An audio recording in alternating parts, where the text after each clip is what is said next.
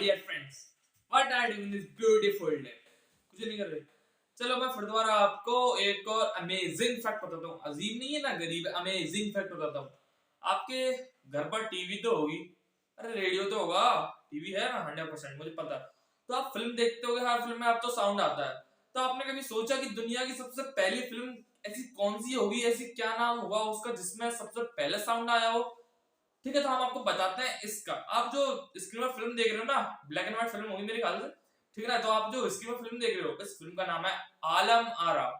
ये दुनिया की सबसे पहली फिल्म है जिसमें साउंड था। अगर आपको ये वीडियो पसंद आई हो ना, तो भाई लाइक तो कर देना, कमेंट को छोड़ना मत। जो सब्सक्राइब का बटन है ना, उसे तोड़ो मरोड़ो चाहे कुछ भी करो, फोड़ दो, वो सब्सक्राइब हो जाना चाहिए। And thanks for watching. Please subscribe this channel. Thanks for watching.